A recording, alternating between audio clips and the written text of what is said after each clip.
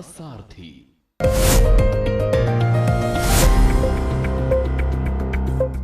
नमस्कार, हमारे खास कार्यक्रम स्पेशल रिपोर्ट में आप सभी का स्वागत है। मैं हूं आपके साथ गरिमा वाजपेयी। पेश है देश विदेश की कुछ खास खबरें। सबसे पहले बात प्रयागराज की पावन धरती पर स्वामी अभिमुक्तेश्वरानंद विवाद की। दरअसल इस पूरे मसले ने साधु संतों को दो फाड़ कर दिया है। वहीं हम बात करेंगे महाराष्ट्र की राजनीति में सत्ताधारी गठबंधन में अजीत पवार की कम होती अहमियत पर, और साथ ही दिखाएंगे मौसम के अचानक बदलते करवट से क्या कुदरत पर मंजर आया, उस पर भी हमारी खास रिपोर्ट। और चलते चलते बात 2026 में जोर शोर से शुरू होने जा रही चारधाम यात्रा की तैयारियों की। तो चलिए अब खबरों में चलते हैं विस्तार से।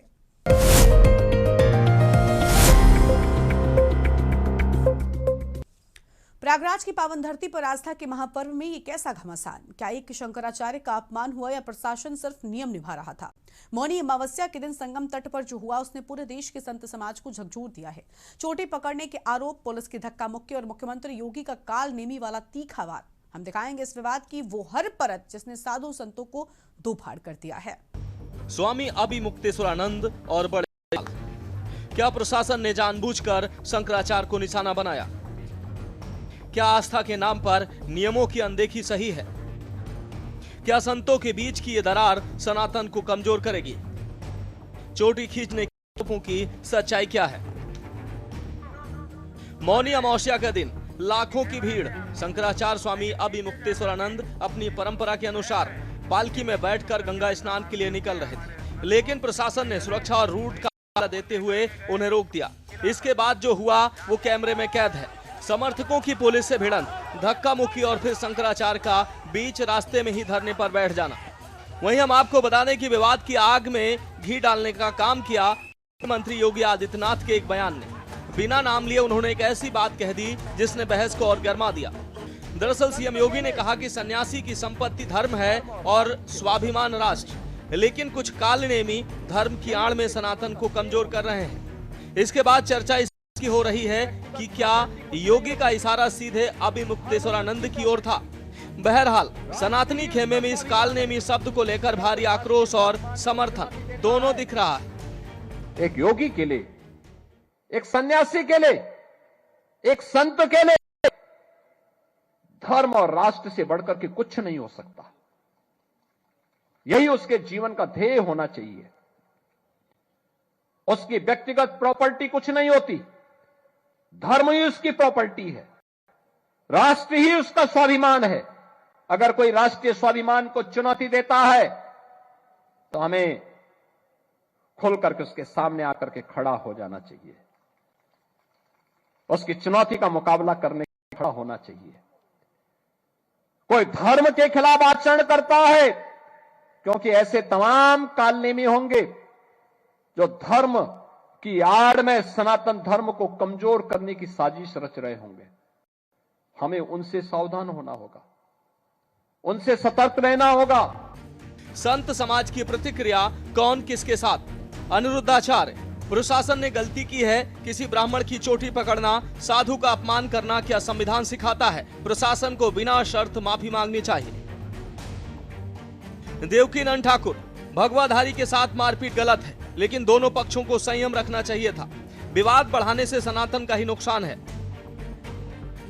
बाबा रामदेव, राष्ट्र और व्यवस्था के सम्मान के साथ साथ संतों की गरिमा का संतुलन जरूरी है। देखिए, ये बहुत ही दुर्भाग्यपूर्ण है कि अपने योगियों को, अपने ही महात्माओं को ऐसे अभद्र भाषावली का प्रयोग करना, ये किसी भी शंकराचार्य तो बहुत दूर की बात है, किसी साधु को भी शोभा नहीं देता। किसी पर ऐसी अभद्र टिप्पणी करना ये बहुत ही निंदनीय और शर्मनाक मैं मानता हूँ। हर आदमी को अपनी मर्यादा, अपनी गौरव गरिमा को खुद ध्यान रखना चाहिए। हम तो हाथ जोड़ करके एक ही प्रार्थना करेंगे, माघ मेला जाप तप ध्यान भजन के लिए है, और निर्वाण मोहा जित संग दोषा। हमारे यहाँ पर तो निराभिमानिता ये अध्यात्म की पहली सीढ़ी है। जिसका अभिमान नहीं गया वो साधु तो नहीं हो सकता। अन्याय उनके साथ नहीं हुआ, उन्होंने अन्याय किया है। नियम ये होता है कि हम लोग भी, मैं तो जगत गुरु हूँ, वो तो अभी जगत गुरु भी नहीं है। नियम ये है कि गंगा तक रथ से नहीं जाया जाता। जब पुलिस ने रोका था उनको कि आप मत जाइए, हम लोग स्वयं संगम में पैदल जाते हैं, तो अन्याय उन्होंने किया था। सरकार ने नोटिस दिया कि मुक्ता आपको जो है किसने जो है बिल्कुल ठीक, बिल्कुल ठीक सरकार ने नोटिस दिया है, सब कुछ उचित है। दिग्विजय सिंह सुप्रीम कोर्ट का नियम नहीं मान रही सरकार, सुप्रीम कोर्ट का भी नियम नहीं मान रही है सरकार। सुप्रीम कोर्ट कहाँ नियम है? शंकराचार्य को लेके भी सवाल उठे हैं। अभी सुप्रीम कोर्ट ने शंकराचार्य को बनाया ही नहीं। मैं स्पष्ट कहूँ, नहीं मुझे दिया जाए, दिग्विजय सिंह को शास्त्र में कुछ भी नहीं आता। मैं जैमिनी संहिता का उदाहरण दे रहा हूँ, मधुक शरंत हिंदवः, मेरु तंत्र का उदाहरण दे रहा हूँ, हिमालय में समारभ्य जावदिंदु सरोवरम तत्रस्थाया प्रजा सर्वसा हिंदव इत परिचक्षते। उनको शास्त्र का कुछ आता ही नहीं तो क्या कहूँ। आपको बता कि यह विवाद अब धार्मिक से ज्यादा कानूनी और राजनीतिक रूप ले चुका है। बहरहाल इस घटना के बाद प्रयागराज मेला प्राधिकरण ने स्वामी अभिमुक्तेश्वरानंद को एक औपचारिक नोटिस जारी किया। इसमें पूछा गया है कि वे किस आधार पर अपने नाम के साथ शंकराचार्य शब्द का प्रयोग कर रहे हैं और ज्योतिष पीठ के शंकराचार्य के रूप में खुद को प्रचारित कर रहे हैं। और अब बात दूसरे नोटिस की है, जिसको लेकर चर्चा गर्म है। वहीं नौबत यहां तक पहुंच गई है कि ये विवाद अब लखनऊ और दिल्ली की राजनीति तक पहुंच गया। समाजवादी पार्टी और कांग्रेस ने इस मुद्दे पर सरकार को घेरा है। लखनऊ में सपा कार्यालय के बाहर शंकराचार्य का अपमान नहीं सहेगा हिंदुस्तान जैसे पोस्टर लगाए गए। शंकराचार्य जी और जितने भी हमारे साधु संत हैं, ये हमारी शोभा हैं। और जब इतने बड़े आयोजन हों, स्वाभाविक रूप से लोग उनसे मिलने आते हैं, आशीर्वाद लेने आते हैं, उनके अनुयायी उनसे बहुत सारी जानकारी हासिल करते हैं। यही सनातन धर्म की परंपरा है। और अगर परंपरा कोई तोड़ रहा है तो वो भारतीय जनता पार्टी है। भारतीय जनता पार्टी को ऐसा व्यवहार अपने अधिकारियों के माध्यम से नहीं करना चाहिए था। भारतीय जनता पार्टी ने जानबूझ करके संतों को, साधु संतों को और तमाम लोगों को जानबूझ करके अपमानित किया है। जो संविधान, जो कानून, जो देश का हमारी पहचान है, जो भाईचारा है, जो हमारी संस्कृति है, जिसको सम्मान दिलाने का काम होना चाहिए, वो भारतीय जनता पार्टी नहीं कर रही। जिन्होंने सनातन की रक्षा करने के लिए अपना पूरा जीवन समर्पित किया, और ये आज नहीं, हम सब लोग तो इनके चरणों के दास हैं। इसके पहले जो बड़े शंकराचार्य जी स्वरूपानंद जी का आशीर्वाद, और वो स्वयं जब वो दोनों जगह के शंकराचार्य थे, ज्योतिर्मठ और द्वारिका के, आपका जो मूल स्थान विद्या मठ काशी, वहां से हम लोग जुड़े हुए। वहीं स्वामी अभिमुक्तेश्वरानंद ने सवाल उठाया है कि प्रशासन केवल उन्हें ही नोटिस क्यों दे रहा है, जबकि मेले में पूरी पीठ के 2 अलग अलग शंकराचार्य के शिविर लगे हैं और अन्य लोग भी इस पदवी का उपयोग कर रहे हैं। फिलहाल स्वामी अभिमुक्तेश्वरानंद प्रयागराज के माघ मेला क्षेत्र में अपने शिविर में धरने पर हैं और प्रशासन से दुर्व्यवहार के लिए माफी की मांग कर रहे हैं। वहीं इस मामले का अंतिम समाधान अब सुप्रीम कोर्ट के अंतिम फैसले पर टिका है। ज्योतिष पीठ के आधिकारिक उत्तराधिकारी की घोषणा करेगा। आपको बता दें कि अभिमुक्तेश्वरानंद शंकराचार्य हैं या नहीं, इसको लेकर जारी विवाद के बीच यूपी के डिप्टी सीएम केशव प्रसाद मौर्य ने उन्हें पूज्य शंकराचार्य जी कहकर संबोधित किया है। क्या पूज्य शंकराचार्य जी के चरणों में प्रणाम है, वो बढ़िया स्नान करें, उनसे प्रार्थना है और यह विषय का समापन करें, ऐसे आग्रह है। आपको बता दें कि माघ का संकल्प शांति और शुद्धि होता है, लेकिन इस बार वहां से आक्रोश की लहरें उठ रही हैं। एक तरफ परंपरा की रक्षा का सवाल है तो दूसरी तरफ प्रशासनिक व्यवस्था और राजनीतिक बयानबाजी। अब देखना होगा कि यह टकराव माफी पर खत्म होता है या विवाद और लंबा खिंचता है। स्पेशल डेस्क के न्यूज इंडिया। महाराष्ट्र की राजनीति में क्या बड़े भाई की भूमिका बदल चुकी है? क्या बीएमसी और स्थानीय निकाय चुनावों के नतीजों ने अजीत पवार की राजनीतिक प्रासंगिकता पर फुल स्टॉप लगा दिया है? पुणे से लेकर मुंबई तक भाजपा के विजय रथ ने जिस तरह से रफ्तार है, उसके बाद अब सवाल उठ रहे हैं कि क्या भाजपा को अब अजीत पवार की जरूरत बची है? आज के स्पेशल रिपोर्ट में गठबंधन के गणित देखिए। महाराष्ट्र की राजनीति में हाल ही में संपन्न हुए नगर निकाय और बीएमसी चुनावों के नतीजे नई राजनीतिक हलचल पैदा करती है। विशेषकर पुणे और पिंपरी चिंचवाड़ जैसे अजीत पवार के गढ़ों में भाजपा की प्रचंड जीत और एनसीपी के निराशाजनक प्रदर्शन ने गठबंधन के भविष्य पर सवालिया निशान लगा दिए हैं। बता दें कि स्थानीय निकाय चुनावों के नतीजे भाजपा की किसी संजीवनी से कम नहीं है। राज्य के 29 नगर निगमों में से भाजपा ने ऐतिहासिक प्रदर्शन करते हुए अधिकांशों पर कब्जा जमाया है। निकाय चुनाव परिणाम का समीकरण: बीएमसी भाजपा 79 सीटें, शिंदे शिवसेना 29 सीटें, पुणे भाजपा 119, 165 प्रचंड बहुमत, पिंपरी चिंचवाड़ भाजपा 84, 128, एनसीपी अजीत पुणे और पिंपरी जैसे अपने गढ़ों में भी दहाई के आंकड़े के आसपास सिमट गई। हैरानी की बात यह रही कि चुनाव से ठीक पहले अजीत पवार ने अपने चाचा शरद पवार के साथ मिलकर एकजुट एनसीपी का कार्ड खेला था, लेकिन जनता ने इस अवसरवादी गठबंधन को स्वीकार दिया। पुणे, जो कभी पवार परिवार का अभिन्न किला था, वहां भाजपा ने अकेले दम पर बहुमत हासिल कर अजीत पवार के नेतृत्व पर बड़ा सवालिया निशान लगा दिया है। खबरों के मुताबिक भाजपा के भीतर अब दो सुर सुनाई दे रहे हैं। महाराष्ट्र प्रदेश भाजपा के नेता दबी जुबान में कह रहे हैं कि अजीत पवार के साथ पार्टी का मूल हिंदू वोटर और भ्रष्टाचार विरोधी छवि वाला समर्थक छिटक रहा है। स्थानीय नेताओं का मानना है कि जब पार्टी अपने दम पर जीत सकती है तो एनसीपी का बोझ क्यों ढोया जाए। लेकिन दिल्ली यानी हाई कमान की सोच अलग है। केंद्र के लिए अजीत पवार अभी भी मराठा वोट विपक्षी गठबंधन से दूर रखने का एक महत्वपूर्ण मोहरा है। अजीत पवार की गठबंधन साख क्यों पड़ी फीकी? चुनाव नतीजों ने साबित किया कि कैडर अभी भी शरद पवार के प्रति सहानुभूति रखता है या फिर भाजपा की ओर शिफ्ट हो गया है। भाजपा के खिलाफ बयानबाजी और फिर उसी के साथ सत्ता का सुख भोगना मतदाताओं को रास नहीं आया। स्थानीय स्तर पर विपक्षी दलों ने 70,000 करोड़ के सिंचाई घोटाले जैसे मुद्दों को फिर से जीवित कर दिया, जिससे भाजपा के कैडर में भी असहजता रही। महाराष्ट्र की राजनीति में हमेशा से गठबंधन का खेल रहा है। दरअसल स्थानीय निकाय चुनावों के नतीजों ने इस सवाल को प्रासंगिक बना दिया। सूबे की राजनीति हमेशा से जटिल रही है, जहां जातीय समीकरण, क्षेत्रीय प्रभाव और वैचारिक गठबंधन मिलकर सत्ता का खेल खेलते रहे हैं। 2019 के विधानसभा चुनाव के बाद उद्धव ठाकरे की शिवसेना, शरद पवार की एनसीपी और कांग्रेस ने महाविकास आघाड़ी बनाकर सरकार बनाई थी। लेकिन 22 में एकनाथ शिंदे की बगावत और 23 में अजीत पवार के एनसीपी स्प्लिट ने राजनीतिक परिदृश्य बदल दिया। अजीत पवार ने शरद पवार से अलग होकर अपनी एनसीपी बनाई और बीजेपी शिवसेना के साथ महायुति गठबंधन में शामिल हो गए। इससे बीजेपी को महाराष्ट्र में मजबूती मिली, खासकर मराठा और ग्रामीण वोट बैंक के जरिए।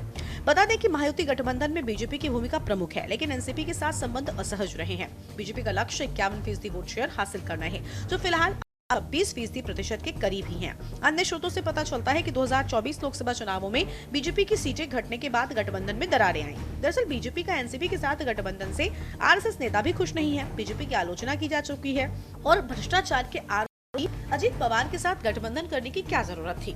तमाम राजनीतिक विश्लेषकों ने भी माना है कि बीजेपी ने अजीत पवार के साथ गठबंधन करके भ्रष्टाचार के खिलाफ अपनी लड़ाई को कर्मतर कर दिया है। ये भी कहा गया कि इससे पार्टी कार्यकर्ताओं का मनोबल गिरा है और जिस तरह महाराष्ट्र विधानसभा लोगों ने महायुति को समर्थन दिया था, उसे इस तरह की आलोचना करने वालों के मुंह सिल गए थे। क्या महायुति गठबंधन टूटने वाला है? शायद अभी नहीं, लेकिन ये तय है कि अभी भाजपा अजीत पवार की शर्तों पर नहीं बल्कि अपनी शर्तों पर राजनीति करेगी। अजीत पवार को पार्टनर की भूमिका स्वीकार करनी होगी या फिर अपने राजनीतिक अस्तित्व के लिए कोई नया रास्ता ढूंढना होगा। महाराष्ट्र की सियासत में फिलहाल कमल सबसे भारी है और घड़ी की सुइयां अजीत पवार के खिलाफ चलती दिख रही हैं। क्या आगामी विधानसभा सत्र में गठबंधन का नया स्वरूप दिखेगा? ये देखना दिलचस्प होगा। के न्यूज इंडिया स्पेशल रिपोर्ट में वक्त हो चला है एक छोटे से ब्रेक का।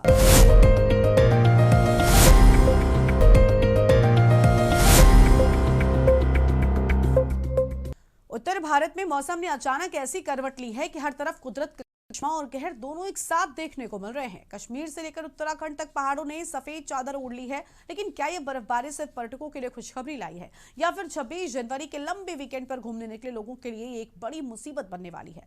आज हमारे इस खास रिपोर्ट में देखिए। धरती की जन्नत कहे जाने वाले कश्मीर में इस वक्त सीजन की सबसे भारी बर्फबारी हो रही है।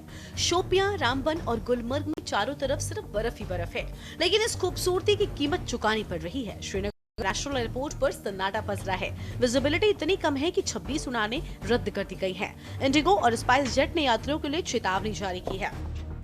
तो वहीं हिमाचल प्रदेश में भी कुदरत तो मेहरबान है, लेकिन चुनौतियां कम नहीं है। मनाली शहर में सुबह लोगों की आंखें खुली तो पूरा शहर सफेद नजर आया। दिसंबर और जनवरी में जो बर्फ गायब थी वो फरवरी की दहलीज पर जमकर बरसी है। मनाली में 2 इंच से ज्यादा बर्फ गिर चुकी है। हालांकि सड़कों पर ट्रैफिक अभी चालू है, लेकिन रोहतांग में अटल टनल को सुरक्षा कारणों के चलते बंद दिया गया है। सिसु घाटी और ऊपरी इलाकों में संपर्क टूट गया है।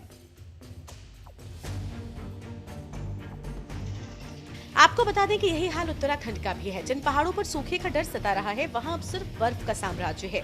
इसका सीधा असर मैदानी इलाकों पर भी पड़ा है। दिल्ली, पंजाब, हरियाणा में तेज हवाओं और बारिश ने ठंड की दोबारा वापसी कर दी है। पश्चिमी विक्षोभ के एक्टिव होने से मौसम विभाग ने अलर्ट जारी किया है। ट्रैवल एडवाइजरी, सावधान, अगले 48 घंटे पर्यटन के लिए जोखिम भरे। घर से निकलने से पहले एयरलाइन का स्टेटस चेक करें। पहाड़ी रास्तों पर लैंडस्लाइड और फिसलन का खतरा।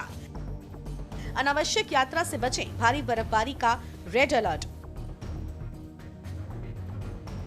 उत्तर भारत में मौसम बदल गया है। मैदानी इलाकों में बारिश और तेज हवाओं ने ठंड की वापसी करा दी है। पहाड़ों पर बर्फबारी की वापसी हुई और देखते ही देखते नजारे बदल गए हैं।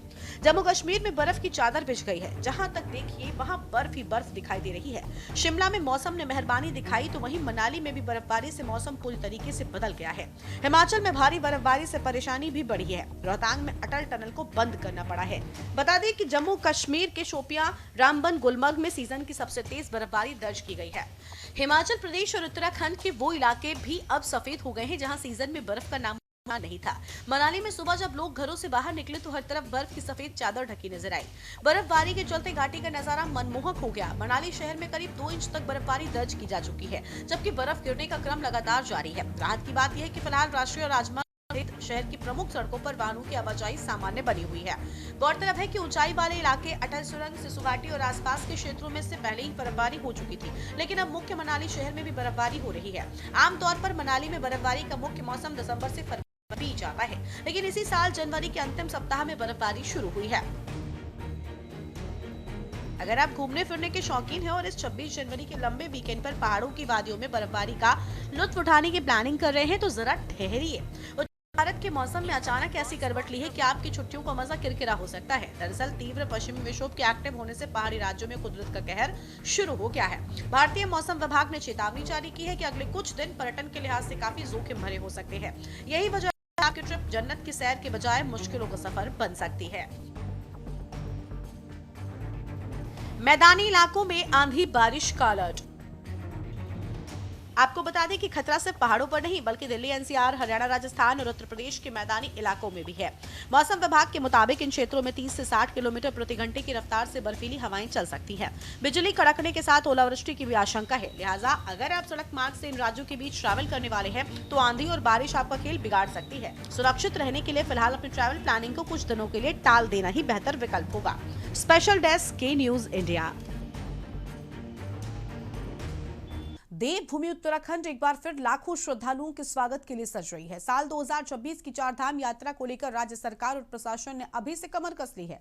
अक्षय तृतीया के पावन पर्व पर यानी 19 अप्रैल 2026 से गंगोत्री और यमुनोत्री के कपाट खुलने के साथ ही इस महायात्रा का आगाज हो जाएगा। ये रिपोर्ट देखिए कि कैसे ये यात्रा केवल आस्था का विषय नहीं बल्कि उत्तराखंड की अर्थव्यवस्था की रीढ़ की हड्डी। उत्तराखंड के लिए चारधाम यात्रा न सिर्फ धार्मिक आस्था का प्रतीक है बल्कि ये राज्य की अर्थव्यवस्था और पहचान का भी एक अहम आधार है। हर साल लाखों श्रद्धालु यमुनोत्री, गंगोत्री, केदारनाथ और बद्रीनाथ के दर्शन के लिए प्रदेश पहुंचते हैं। परंपरा के अनुसार चारों धामों के कपाट आमतौर पर अप्रैल के अंतिम सप्ताह या मई के पहले पखवाड़े में खुलते हैं। भले ही इस वर्ष अभी कपाट खुलने की आधिकारिक तिथियां सर्वप्रथम बद्रीनाथ की घोषणा टिहरी नजर दी हो, लेकिन इसके बावजूद प्रशासन ने यात्रा की तैयारियां अभी से शुरू कर दी हैं। चारधाम यात्रा को लेकर पहली उच्च स्तरीय बैठक आयोजित की गई है। ये बैठक ऋषिकेश में आहूत की गई है, जिसमें यात्रा से जुड़े सभी प्रमुख जिलों के जिलाधिकारी, पुलिस अधीक्षक और विभिन्न विभागों के वरिष्ठ अधिकारी शामिल रहे। इस बैठक में 2 अहम बिंदुओं पर विशेष रूप से फोकस किया गया है। पहला, पिछली यात्रा के दौरान आए अनुभवों के आधार पर समीक्षा और सुधार की जरूरतों पर चर्चा की गई। पिछली यात्रा में किन व्यवस्थाओं ने अच्छा काम किया और किन क्षेत्रों में कमियां रही, इस पर विस्तार से मंथन किया गया ताकि आगामी यात्रा को और बेहतर बनाया जा सके। आपको बता दें कि पिछले वर्ष प्रदेश में आई तमाम प्राकृतिक आपदाओं के कारण आई मुश्किलों के बाद भी चारधाम यात्रा गतिमान रही। आंकड़ों की बात करें तो 51 लाख से ज्यादा श्रद्धालु वर्ष 2025 में चारधाम यात्रा का हिस्सा बने थे, जो अपने आप में नया रिकॉर्ड था। इसमें केदारनाथ में 17.68 लाख, बद्रीनाथ में 16.60 लाख, गंगोत्री में 7.57 लाख और यमुनोत्री में 6.44 लाख श्रद्धालु शामिल थे। को मैं इस साल के बद्रीनाथ के कपाट के खुलने की तारीख बता रहा हूँ। इस साल 23 तारीख अप्रैल 6:15 बजे सुबह या प्रातः आपको कपाट खुलेंगे और उसी महीने के 7 तारीख अप्रैल को गाड़ू तेल का कार्यक्रम भी यहाँ होगा। धन्यवाद। क्या संदेश देना चाहेंगे आप जनता को? ये सब सुरक्षित आए, सुखद आए और आपकी यात्रा सफल हो। माननीय मुख्यमंत्री जी ने स्पष्ट निर्देश दे रखा है कि इसकी तैयारियां बहुत ही समय से होनी चाहिए और बहुत ही उच्च कोटि की होनी चाहिए, कहीं कोई कमी न रहे। इसीलिए हम लोगों ने आज ये पहली बैठक, जो हमारा दिन समाप्त हुआ है उसके बाद पहली बैठक आज की गई है, जिसमें सभी यात्रा रूट के आने वाले लगभग पूरा गढ़वाल मंडल आप मान सकते हैं, सभी जिलों के जिलाधिकारी और पुलिस अधीक्षक, वरिष्ठ पुलिस अधीक्षक उपस्थित थे। सभी लाइन डिपार्टमेंट्स, PWD हो, BRO हो, NH हो, पेयजल हो, आपका ट्रांसपोर्ट डिपार्टमेंट में, सभी डिपार्टमेंट्स के भी अधिकारी थे। हम लोगों ने पहले लास्ट ईयर की जो यात्रा हुई उसके एक्सपीरियंसेस सबसे सुने, क्या कमियां अगर रह गई हैं हमसे तो उसको भी सब नोट किया गया। आप अवगत हैं कि अभी कमिश्नर साहब की अध्यक्षता में मीटिंग हुई, जिसमें हमारे ज़िले के SSP और SP पूरे गढ़वाल मंडल के आए हुए थे। SSPs को वो निर्देशित कर दिया गया है कि जो भी यात्रा मार्ग में जो नए जो सीजनल जो चौकियां हैं, जो पर्यटन की दृष्टि से और चारधाम की दृष्टि से जो चौकियां जो हैं उनकी जो इंफ्रास्ट्रक्चर है उनको देख लें, क्योंकि अभी शुरुआती अभी मीटिंग है तो सबको ये बता दिया गया कि जो जो डिमांड्स हैं फोर्स की और उसकी डिमांड्स जो है वो रेंज लेवल को वो भेज दिया जाए। साथ साथ जो लास्ट ईयर जो हम लोगों ने संपूर्ण यात्रा मार्ग को, जो श्री यमुनोत्री गंगोत्री यात्रा मार्ग और यहाँ पे श्री बद्रीनाथ, श्री केदारनाथ जो यात्रा मार्ग है, वो सारे समस्त यात्रा मार्ग को हमने 10-10 किलोमीटर के सेक्टर्स में बांटा था और उस 10 सेक्टर में हमने वहाँ पे मोटरसाइकिल पे हमने 2-2 पुलिस कर्मियों की वहाँ पे राउंड द क्लॉक वहाँ पे ड्यूटीज लगाई थी। तो इससे हमारा पूरा जो चारधाम का जो एरिया है उसको हमने कवर अप कर लिया था, जिसमें कि लास्ट टाइम की जो गुड प्रैक्टिस जो हमने की थी, जिसमें सेक्टर में जो डिवाइड किया था कोई जाम की स्थिति नहीं हुई। और अगर कोई यात्री और कोई श्रद्धालु कहीं बीच रास्ते में आते हैं और उनको कोई इमरजेंसी सिचुएशन जैसे कोई मेडिकल या फिर कोई अन्य चीज़ों की जो आवश्यकता होती है जिसमें कि हम उनकी हेल्प कर सकते हैं, तत्काल रूप पे हम वहाँ पे पहुँचकर उनकी हेल्प की थी। एक तरफ चारधाम यात्रा में धामी सरकार के आने के बाद से लगातार बढ़ोतरी देखी जा रही है। बढ़ोतरी के साथ साथ हर साल चारधाम यात्रा में कई खामियां भी विपक्ष गिनता नजर आ रहा है। विपक्ष का मानना है कि कागजी कार्रवाई पर सरकार हमेशा चलती है, लेकिन जब भी चारधाम यात्रा शुरू होती है तो यात्रियों को स्वास्थ्य, सड़क और रहने की समस्या जैसी तमाम अन्य असुविधाओं से दो चार होना पड़ता है। वहीं भाजपा का दावा है कि सरकार इस बार पहले से ही तैयारी और बेहतर करने की कोशिश कर रही है और इस बार उम्मीद जताई जा रही है कि 2026 की यात्रा अन्य सालों की भांति सभी रिकॉर्ड तोड़ देगी।